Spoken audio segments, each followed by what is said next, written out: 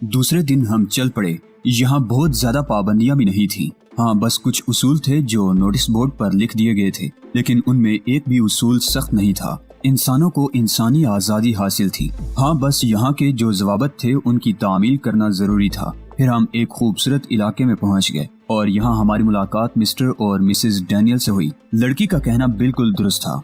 दोनों बड़े खुश अखलाक और मरंज किस्म के आदमी थे। उन्होंने इस बात पर जरा भी तारुज नहीं किया कि रेमन अपने साथ किसी को लगा लाई है, बल्कि उन्होंने मेरी पूरी पजीराई की और बहुत खुशी का इजहार किया।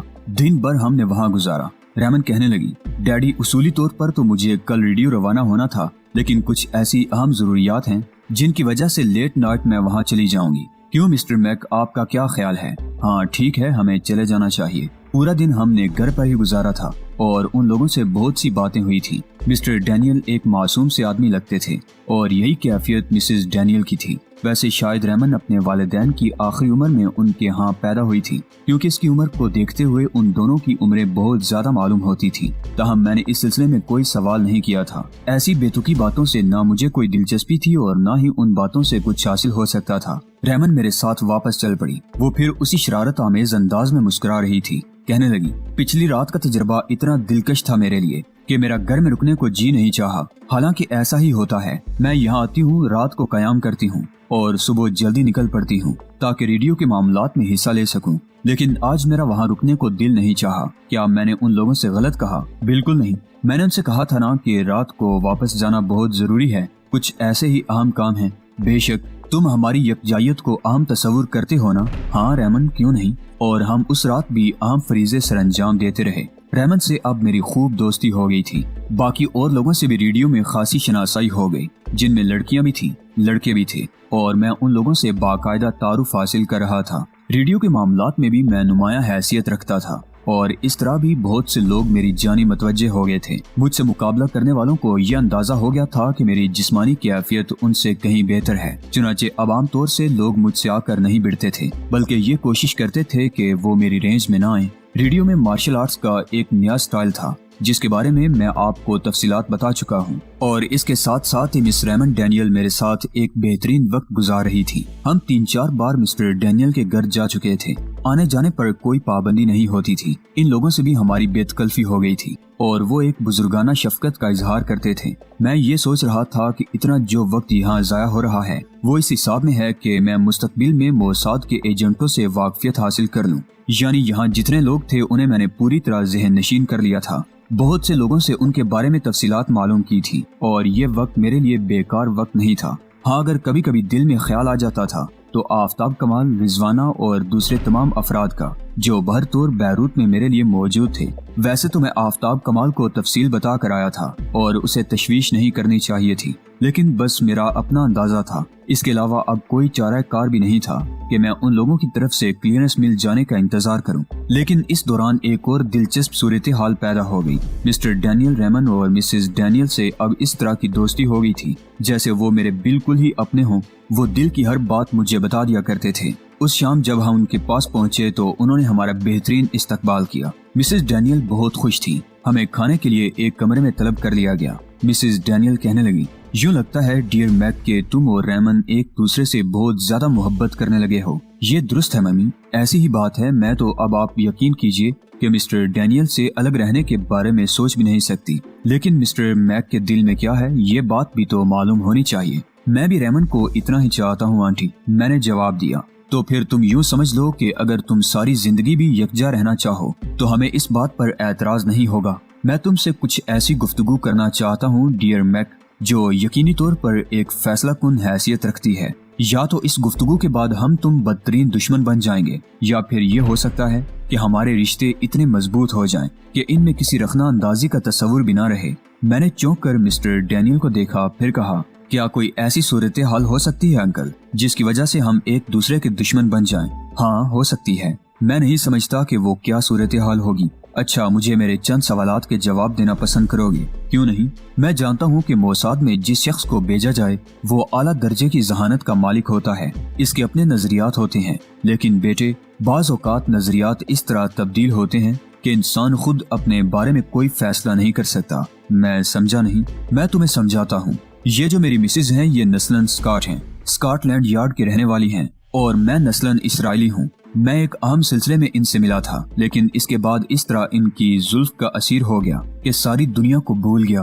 ہم لوگوں نے ایک بہت شاندار زندگی گزار دی ہے اور آج تک گزار رہے ہیں۔ میرے تمام نظریات تبدیل ہو گئے ہیں۔ اب اگر کوئی مجھ سے یہ کہے کہ میں اسکاٹ لینڈ یارڈ کو زیادہ اہمیت دوں گا یا اسرائیل کو، تو تم یقین کرو میری نگاہیں اپنی بیوی کی جانب اٹھ جائیں گی۔ میں سمجھ رہا ہوں جناب، اور محسوس بھی کرتا ہوں کہ آپ لوگ ایک دوسرے کو بہت چاہتے ہیں۔ ہاں، اب اس کے بعد اگر میں تم سے یہ سوال کروں کہ اگر میری جیسی کیفیت تم پر طاری ہو جائے تو کیا تم اپنا منصب بھول کر صرف ریمن کے بارے میں سوچ سکتے ہو؟ ریمن مجھے بہت پسند ہے اور یوں سمجھ لیجیے آپ کہ شاید میں بھی اب اس کے بغیر زندگی گزارنا پسند نہ کروں۔ میں نے کمال ہوشیاری سے کام لے کر کہا۔ نہ جانے کیوں اس وقت یہ احساس پیدا ہو گیا تھا دل میں کہ مسٹر ڈینیل مجھ سے کوئی خاص بات کہنا چاہتے ہیں۔ نوجوان، ایک بار پھر غور کر لو، جذبات کا یہ بوت لمحاتی ہوتا ہے، بعد میں اتر جاتا ہے، اور پھر چونکہ یہ معاملہ میرا ذاتی ہے اس لیے میں نہیں کہہ سکتا کہ تم پر یہ بھروسہ کر کے مجھے نقصان ہوگا یا فائدہ۔ یہ فیصلہ کرنا آپ کا حق ہے جناب کہ آپ اس بارے میں کیا سوچتے ہیں۔ میں تم سے ایک ایسی بات کہنا چاہتا ہوں جو تمہارے لیے غیر متوقع ہوگی، اس کے باوجود میں اسے سننے کے لیے تیار ہوں۔ اگر میں تم سے کہوں کہ ریمن کے لیے تم اسرائیل سے منحرف ہو جاؤ تو کیا تم اس کے لیے تیار ہو جاؤ گے؟ میں چند لمحات سوچ میں ڈوبا رہا۔ اب میرا یہ شبہ یقین کو پہنچ رہا تھا کہ مسٹر ڈینیل مجھ سے کوئی خاص بات کرنا چاہتے ہیں۔ کچھ دیر خاموش رہنے کے بعد میں نے کہا، اول تو میں یہ بات سمجھا نہیں ہوں مسٹر ڈینیل، دوسرے میں نے ابھی اپنے کیریئر کا آغاز کیا ہے، میرے سامنے میرا مستقبل ہے اور مجھے زندگی گزارنے کے لیے کچھ کرنا ہوگا۔ ذرا تفصیل سے مجھے منحرف ہونے کے بارے میں بتائیے۔ یہودی سب سے پہلے اپنا ذاتی مفاد دیکھتا ہے، اس کے بعد وہ اپنی نسل کا مفاد دیکھتا ہے۔ یہی ہماری کامیابی کا راز ہے، باقی دنیا سے ہمیں کوئی دلچسپی نہیں ہوتی۔ میں جانتا ہوں تم اپنے کیریئر کا آغاز کر رہے ہو، مقصد مستقبل بنانا ہی ہے نا؟ بالکل، اور ایک اچھے مستقبل کے لیے دولت درکار ہوتی ہے۔ 100%۔ میری بیٹی تمہیں چاہتی ہے اور ممکن ہے آئندہ تم دونوں عمر بھر کے لیے یکجا ہو جاؤ، اس لیے تمہارے مفادات اب اس حوالے سے بھی میرے لیے اہم ہیں۔ بے شک، میں نے تائید کی۔ ان حالات میں اگر میں کسی ایسے کام کے بارے میں سوچوں جسے تمہیں ایک معقول آمدنی ہو جائے تو وہ صرف تمہارا مفاد ہی نہیں بلکہ اسے میرا مفاد بھی وابستہ ہوگا۔ میرے دوست، کیا تم 5 لاکھ پاؤنڈ کمانا پسند کرو گے؟ مسٹر ڈینیل کی اس بات پر اصولی طور پر مجھے شدید حیرانی کا مظاہرہ کرنا چاہیے تھا اور میں نے انہیں اس سے محروم نہیں رکھا۔ میں شدت حیرت سے منہ کھول کر رہ گیا تھا اور چند لمحات تک مسٹر ڈینیل کو کوئی جواب نہیں دے سکا۔ مسٹر ڈینیل مسکراتی نگاہوں سے مجھے دیکھ رہے تھے اور میرے چہرے کے تاثرات کا جائزہ لے رہے تھے۔ کچھ دیر کے بعد میں نے کہا، یہ ایک پرسحر خواب ہے مسٹر ڈینیل۔ بہرطور میرا ماضی کچھ بھی ہے، لیکن میں نے اپنی پوری زندگی میں 5 لاکھ پاؤنڈ کبھی یکجا نہیں دیکھے، اور یہ تصور ہی میرے لیے بڑا سنگین ہے کہ کوئی لمحہ ایسا آ سکتا ہے کہ جب میں 5 لاکھ پاؤنڈ کی ملکیت کا مالک بنوں۔ اس کے باوجود آپ کے یہ جملے وضاحت طلب ہیں، تو پھر یہ سمجھو کہ یہ 5 لاکھ پاؤنڈ تمہاری جیب میں آ چکے ہیں، اور میں جو کہتا ہوں وہ غلط نہیں ہوتا، کیونکہ اب میں عمر کی اس منزل میں ہوں جہاں میرا تجربہ مجھے دھوکہ کھانے سے روک دیتا ہے۔ لیکن کیسے، آخر کیسے؟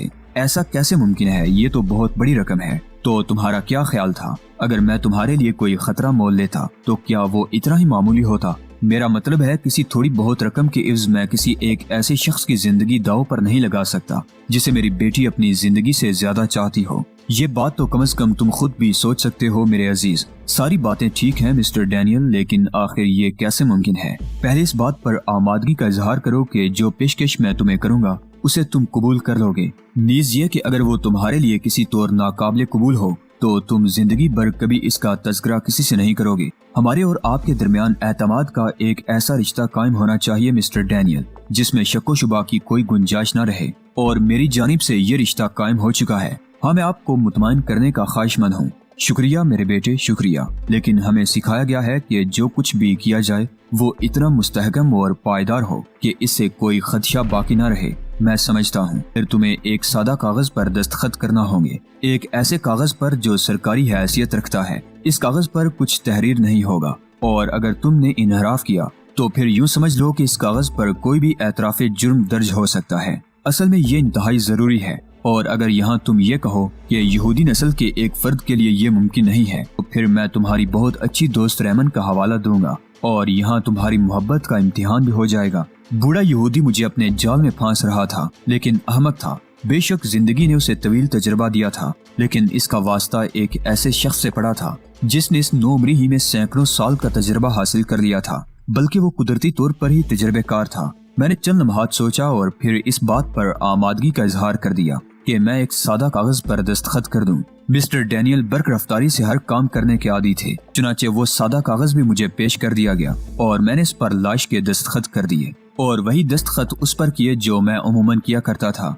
अब मेरे अपने जहन में जो तस्वुरात थे उनके तहत मैं मिस्टर डैनियल को कोई मामूली आदमी नहीं समझ रहा था। अगर यहाँ दस्तखतों में गड़बड़ करने की कोशिश करता तो यकीनी तौर पर मिस्टर डैनियल इससे मुतमईन न होते, बल्कि उन्हें मेरी नीयत पर शुबा हो जाता। चुनाचे ये कोई खास बात नहीं थी। देखूं तो सही आखिर ये हजरत क्या चाहते हैं। दस्तखतों का जायजा लेने के बाद मिस्टर डैनियल ने वो कागज तय करके अपनी जेब में रख लिया। फिर पुरसुकून लहजे में बोले, उस हुकूमत का नाम नहीं लूंगा जिसने ये जिम्मेदारी मेरे सुपुर्द की है। तुम ये सवाल करोगे कि क्या मैं इस किस्म के मुजरिमाना काम सर अंजाम देता रहा हूँ, तो अब इस कागज पर तुम्हारे सादा दस्तखत लेने के बाद मैं तुम पर इस इंकिशाफ को मुश्किल नहीं समझता कि मैंने जिंदगी का एक बहुत बड़ा हिस्सा मुजरिमाना अमल में गुजारा है और मैं दुनिया के कई मुल्कों के लिए काम करता रहा हूँ, उनके लिए जासूसी के फराइज सर अंजाम देता रहा हूँ। प्राइवेट तौर पर मैंने दुनिया के कई ममालिक के लिए सीक्रेट एजेंट के फराइज सर अंजाम दिए हैं। इसलिए मेरी वाकफियत ऐसे लोगों से है जो अब भी मुझे कुछ अहम जिम्मेदारियां सौंपना चाहते हैं,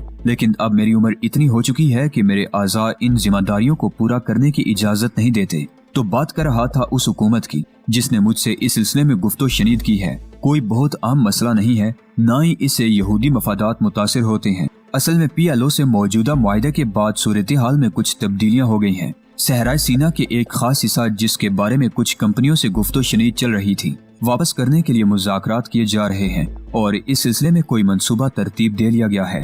हमें इस मंसूबे की तफसीलात चाहिए। असल में हमें ये मालूम करना है कि हुकूमत इसराइल ने यासिर अरफात को क्या देने का फैसला किया है, या इस्लामी ममालिक की जानिब जो ये नया झुकाव पैदा हुआ है इसमें कुछ खास इलाकों की नौयत क्या है। बहरहाल हमें इस तवालत से कोई दिलचस्पी नहीं है। इस मुल्क ने सिर्फ इस मुआहदे की तफसीलात तलब की हैं और मुआहदे की ये तफसीलात कोई फुर्तीला इंसान हो तो बासानी हासिल कर सकता है। मेरी बेटी बहुत ज़हीन है और बहुत से मामलात में मेरी मुआवन रह चुकी है। अब जबकि मैंने तुम्हें ये बता दिया है कि मैं अपनी जिंदगी में ऐसे काम सर अंजाम देता रहा हूँ, तो ये बताने में भी कोई हर्ज नहीं कि रेमंड डैनियल को मैंने अपने दस्ते रास्त की हैसियत दी है और बिलाशुबा इसने लड़की होने के बावजूद बेशक मामलात में मेरा भरपूर साथ दिया है, लेकिन मैं इस पर इतना भरोसा नहीं कर सकता कि मुकम्मल तौर से इसे इस काम में झोंक दूं। हम एक इमारत का तज़किरा कर रहे हैं जो ओल्ड लाइन के नाम से मशहूर है। इस इमारत में इस खुफिया मुआहदे के कागजात मौजूद हैं और यूँ समझ लो कि मेरे पास इनकी मुकम्मल तफसील है। बस मसला वहाँ तक पहुँचने का है और उन कागजात को निकाल कर ले आने का है। और इस सिलसिले में मैं तुम्हें रेमन की मुआवनत की पेशकश भी करता हूँ। वो इस पूरी मुहिम में तुम्हारे साथ होगी। ये पेशकश मैं इसलिए कर रहा हूँ कि कहीं तुम ये न समझो कि मैं तुम्हारे साथ कोई फ्रॉड कर रहा हूँ या तुम्हें किसी मुश्किल में पहुँचाना चाहता हूँ। सादा कागज पर दस्तखत लेना मेरे लिए एक मजबूरी थी, लेकिन इसके बाद अपने तमाम तर खुलूस का इजहार भी मेरी जिम्मेदारी है। अगर कहीं कोई मुश्किल पेश आती है तो यूँ समझ लो तुम इसमें तन्हा नहीं होगे, बल्कि रेमन भी तुम्हारे साथ होगी। मैं अदाकारी किए बगैर नहीं रह सकता था, हालांकि इस वक्त मेरे चेहरे पर सिर्फ हैरत के नकूश होने चाहिए थे। डैनियल के बारे में इंकशाफ और इसका मुतालबा बहर तौर मेरे लिए बाइसे हैरत था। ताहम अदाकारी कर रहा था खौफजदा होने की। परेशानी, तजस्सुस और थोड़ा सा लालच मेरे चेहरे पर नुमायां होना चाहिए था और मैं ये भरपूर तासुर मिस्टर डैनियल को दे रहा था और उनकी गहरी निगाहें अपनी दानिश में मेरी खोपड़ी तोड़कर इसमें दाखिल हो रही थी। गोया वो ये अंदाजा लगाने की कोशिश कर रहे थे कि इन अल्फाज से मुझ पर क्या असर हो रहा है। कुछ देर खामोश रहने के बाद मैंने कहा, मिस्टर डैनियल, मामला बेहद सनसनीखेज है और हकीकत ये है कि मैंने कभी ऐसा काम नहीं किया। हालांकि मैं तरबियत हासिल कर रहा हूँ मोसाद के लिए और जाहिर है जिंदगी में मुझे इस किस्म के काम सर अंजाम देना होंगे, लेकिन न जाने क्यों अपने ही वतन में ये सब कुछ करते हुए मैं अजीब सनसनी का शिकार हो गया हूँ। मेरे प्यारे बच्चे, बात असल में ये नहीं है कि हम अपने वतन के खिलाफ कर रहे हैं। जो मुआहिदा तय पाया है उसकी तकमील तो होना ही है। मैं तुम्हें ये भी बता दूं कि असल मुआहिदा इस इमारत में नहीं है, बल्कि वहाँ इसकी नकल मौजूद हुआ करती है। ओल्ड लाइन एक तरह से हुकूमत इसराइल का सेफ डिपॉजिट है। वहाँ बेशुमार मुआहिदों की तफसीलात रिकॉर्ड की शक्ल में मौजूद रहा करती हैं, वरना असल कागजात तो वजारत दिफा के पास या वजारत दाखिला के पास हुआ करते हैं। इन नकली कागजात की गुमशुदगी से कोई खास फर्क नहीं पड़ेगा। हाँ, बस वो तफसीलात उस हुकूमत के इल्म में आ जाएंगी जो इस सिलसिले में तय पाई हैं। मतलब ये है कि हुकूमत इसराइल को कोई बहुत बड़ा नुकसान नहीं पहुंचेगा और हमें 10 लाख पाउंड हासिल हो जाएंगे। तुम समझ रहे हो ना? मैंने मुखलिसाना तौर पर इस कारोबार में हासिल होने वाली आमदनी का आधा हिस्सा कर दिया है, यानी 5 लाख पाउंड तुम रखोगे और 5 लाख पाउंड मैं। और मैं कभी तुमसे ये सवाल नहीं करूंगा कि उन 5 लाख पाउंड का तुमने क्या किया, वो तुम्हारी अपनी मलकियत होंगे कतई तौर पर। क्या हमें इतनी आसानी से ये कामयाबी हासिल हो जाएगी? नहीं, ऐसा नहीं है। हालांकि तुम इस कागज पर दस्तखत कर चुके हो, लेकिन इसके बावजूद अब मैं तुमसे जाती तौर पर ये मालूम करना चाहता हूँ कि क्या तुम इस काम की सरंजाम दही के लिए खुशदिली से तैयार हो। अव्वल तो 5 लाख पाउंड की रकम इतनी दिलकश है मिस्टर डैनियल कि मैं इसके लिए बहुत कुछ करने को तैयार हूँ। फिर दूसरी बात, आपने मुझे ये आज़ादी बख्शी है कि मैं रेमन के साथ आज़ादाना तौर पर मुलाकात रख सकूं। इस तरह मेरे ऊपर कुछ इखलाकी जिम्मेदारियां भी आयद हो गई हैं। हालांकि मैं खुशदिली से इस बात पर आमादगी का इजहार करता हूं और कहता हूं कि अपनी तमाम तर सलाहियतों से काम लेकर इस काम की तकमील करूंगा। मिस्टर डैनियल के चेहरे पर बेपनाह मुसरत के आसार फैल गए। वो अपनी जगह से खड़े हुए और उन्होंने आगे बढ़कर मुझे सीने से लगा लिया। मैं जानता हूँ कि तुम मेरी बेटी का एक खूबसूरत और सुनहरा मुस्तकबिल हो। शुक्रिया मिस्टर डैनियल। आओ मेरे साथ आओ, मैं तुम्हें इस बारे में तमाम तफसीलात बताऊं। बल्कि मैंने अपने तजर्बे की बुनियाद पर जो एक मंसूबा तरतीब दिया है, तुम इसकी तफसील भी सुन लो। इसके बावजूद अगर तुम इस मंसूबे पर अमल ना करना चाहो और खुद अपने जहन से काम लेकर कोई और अमल करना चाहो तो मुझे इस पर एतराज नहीं होगा। मैं अपनी जगह से उठा और मिस्टर डैनियल के साथ चल पड़ा। मिस्टर डैनियल मुझे एक ज़ेरे ज़मीन कमरे में लाए थे जहां उन्होंने अपने मामूलात के लिए माकूल बंदोबस्त कर रखा था। उस ज़ेरे ज़मीन कमरे में एक प्रोजेक्टर भी मौजूद था। एक छोटा सा स्क्रीन भी एक स्टैंड पर लगा हुआ था। मिस्टर डैनियल प्रोजेक्टर के पीछे पहुंच गए। उन्होंने कमरे में मध्यम रोशनी की और इसके बाद प्रोजेक्टर ऑन कर दिया। गालिबन उस पर कोई स्पूल चढ़ा हुआ था। इसमें मौजूद तफसीलात वो मुझे समझाना चाहते थे। मैं खामोशी से मिस्टर डैनियल की ये तमाम कार्रवाई देखता रहा। मेरे जहन में अजीब से तासुरात पैदा हो रहे थे। बहरहाल इनकी तफसील बेकार है। मैं इस वक्त अपनी तमाम तर तवज्जो मिस्टर डैनियल की जानिब मरकूज किए हुए था। मिस्टर डैनियल ने प्रोजेक्टर की तमाम लीडें वगैरह दुरुस्त की और इसके बाद मुझसे कहने लगे, मैं तुम्हें तफसीलात बता देता हूँ। इन तमाम चीजों को ज़हन नशीन करना तुम्हारी जिम्मेदारी है। एक बार नहीं 10 बार तुम मुझसे ये स्पूल चलवा कर देखो और इन तमाम तफसीलात को समझो जो मैं तुम्हें समझाना चाहता हूँ। क्या तुम इन्हें समझने के लिए तैयार हो? मैं तैयार हूँ मिस्टर डैनियल, मैंने जवाब दिया। चुनाचे मिस्टर डैनियल ने प्रोजेक्टर ऑन कर दिया और स्क्रीन पर सितारे तड़पने लगे। कुछ देर के बाद एक शायरा का मंजर सामने आ गया। ये नालंड स्ट्रीट है, एबरे रोड कही जाती है। गालिबन तुम एबरे रोड के बारे में अच्छी तरह जानते होगे। मैं खामोश रहा। कैमरा स्लो मोशन में सड़क को आगे की समत पेश कर रहा था। फिर एक चौराहा आया तो मिस्टर डैनियल ने मुझे उसके बारे में बताया और सवाल किया, ये तमाम लोकेशन तुम समझ रहे हो ना? जी मिस्टर डैनियल, मैंने जवाब दिया। अगर हम यहाँ से लेफ्ट साइड मुड़ते हैं तो क्रॉस स्ट्रीट पर पहुँच जाते हैं। ये देखो, ये ऊपर क्रॉस स्ट्रीट लिखा हुआ है। क्रॉस स्ट्रीट की जानिब अब हमारे सफर का आगाज होता है। कैमरा एरो से आगे बढ़कर क्रॉस स्ट्रीट के मनाजर पेश करने लगा। मैं दिलचस्पी से सारी तफसीलात देख रहा था। डैनियल ने एक इमारत को फोकस किया और कहने लगे, ये गोल्ड लाइन है, लेकिन अब मैं तुम्हें एक मुतबादल रास्ता दिखाता हूँ। हम एरो के पास से सीधे मुड़ने की बजाय सर्विस रोड पर चले जाते हैं। ये सर्विस रोड जरा अंदर को जाकर रिहायशी इलाके की हैसियत इख्तियार कर लेता है, लेकिन हमारे गोल्ड लाइन तक सफर करने के लिए यही इलाका ज्यादा मौजू है। देखो, अब हम उधर ही से गुजर रहे हैं। हमें सबसे पहले राइट गली पकड़ लेनी है और इस राइट गली पर हम क्रॉस स्ट्रीट के अकबी हिस्से में चल रहे हैं। यहाँ से आगे बढ़ते हुए हम उस इमारत के पास पहुँच जाते हैं। उस इमारत से ये राइट को मुड़ने वाली सड़क मेन स्ट्रीट तक चली जाती है और इसका कॉर्नर गोल्ड लाइन कॉर्नर के नाम से मशहूर है। हमारे सफर के लिए ये इमारत बेहतरीन है क्योंकि आम सरकारी इमारतें होने की बिना पर यहाँ पेट्रोलिंग रहती है। हमारा काम भी इसी समत से है। ये देखो, अब हम गोल्ड लाइन के अकबी हिस्से में हैं। ये एक आम इस्तेमाल की गली है जो नाकारा पड़ी हुई है। बड़े बड़े ज़हीन लोग बाज़ औक़ात बड़ी अहमकाना हरकतें कर जाते हैं। मसलन ये पावर एक्सटेंशन पावर बेस किसी जमाने में गोल्ड लाइन का इलेक्ट्रिक पावर बेस था, लेकिन बाद में से इस जगह से शिफ्ट करके इमारत के एक दूसरे हिस्से में मुंतकिल कर दिया गया। लेकिन इस पावर बेस को अभी खत्म नहीं किया गया। इसके शटर नाकारा हो चुके हैं और अगर इन्हें जरा ताकत से उठाया जाए तो वो इतने ऊंचे उठ जाते हैं कि एक इंसान बासानी उनसे अंदर दाखिल हो सके। इतनी अहम इमारत में इस नाकारा हिस्से को छोड़ देना इंतहाई नाअक्ली है, लेकिन इनकी नाअक्ली इस वक्त हमारे लिए कारआमद है। हम इस खाली पावर बेस में दाखिल हो जाते हैं और इसके दूसरे दरवाजे से बाहर निकलना इसलिए मुश्किल नहीं है कि अंदर से इसका दूसरा दरवाजा ही नहीं है, लेकिन ये खुला हुआ दरवाजा एक ऐसे रास्ते से गुजरता है जिसके दोनों सम दीवारें हैं।